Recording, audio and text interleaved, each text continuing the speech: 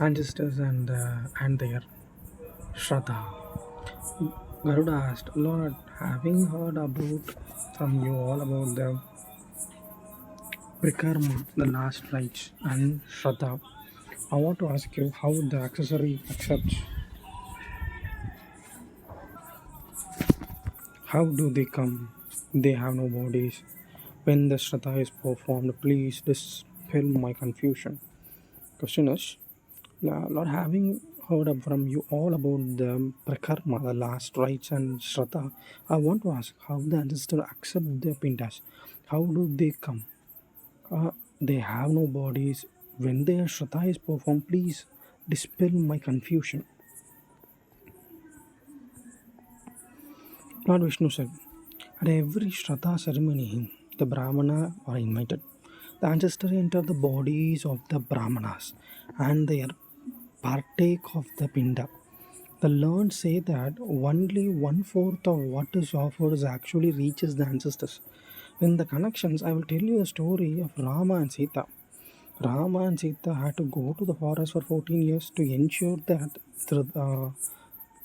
Dasarada promise to Kaikeyi was not falsified. Although he fulfilled his vow, he couldn't survive and died in the separation from Rama. Rama was in forest when he learnt about his father's demise. As had been the tradition, the eldest son of the solar dynasty had to perform the Shraddha of his father. He asked Sita to prepare the food and several sages were invited on the Shraddha day. But while she has prepared the food, when the sages came to partake the same, Sita was nowhere in the found. Rama and Lakshman waited for a long time, but Sita was not traceable. Finally, they had to serve the food to the invited Brahmanas themselves. When the guest had left, Sita appeared. Where are you?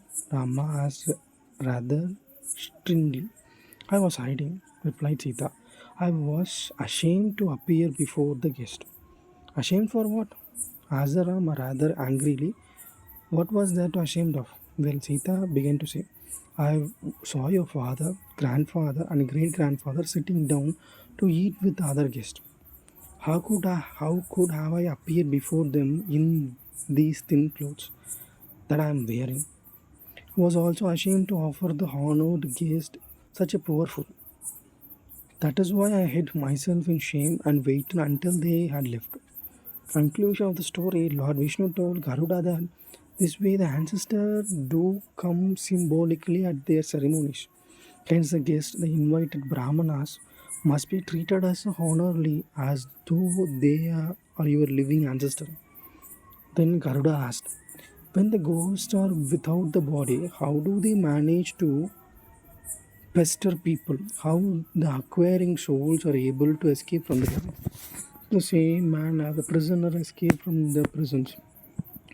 Ghosts are incapable of damaging anybody physically, but what they do is that they enter into the brain of the weak, the gullible, and thus make them damage themselves.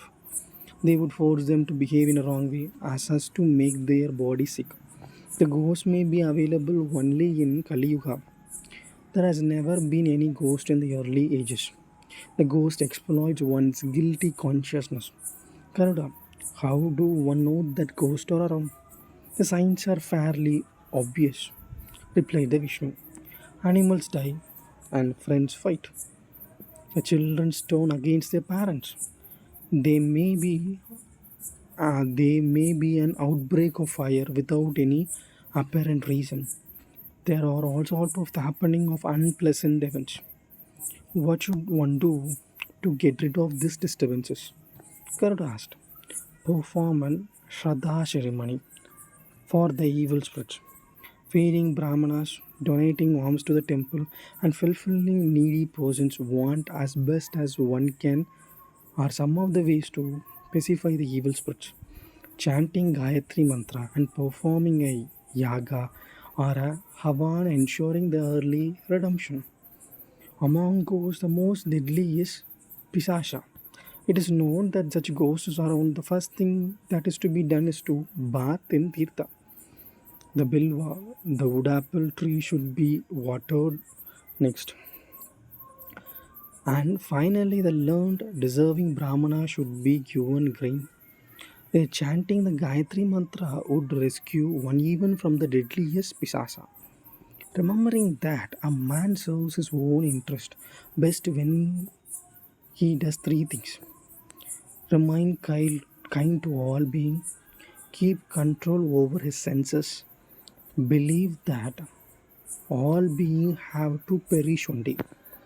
He who doesn't believe in the certitude of death and commits foul deeds is like useless atter which keeps hanging from a she goat's neck. He who is kind and look after all with the best intention and feed the needy escape most of the sins.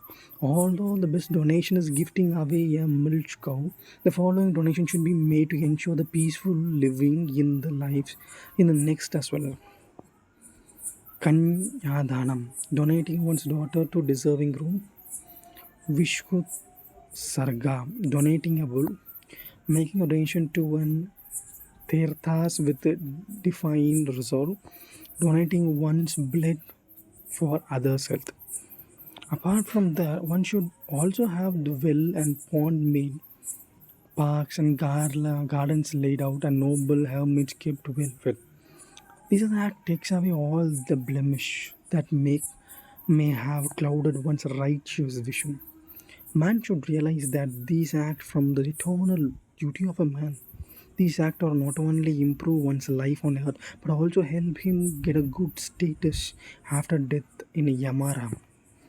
Further, divining on the moral duties of a man, Lord Vishnu said, in Satya Yoga, the righteous conduct or the Dharma stands on all the four pillars called Satya, Jnana, Tapa, Daya.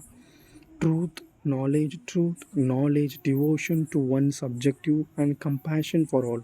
But in Treya Yoga, only Satya, Gan, Daya remain. At Dwapara Yoga, only Gayan and Daya remain. While in Kali Yuga, the support of Dharma remains only in Daya or compassion. Then the Lord dwelt upon the vice of Kali Yuga would be replete with. Indra is the best way to stay in the righteous path. Concluded Sutaji, it is to remember Lord Vishnu name, for this is the only boat that doesn't sink in the tempestuous ocean called Kali Yuga.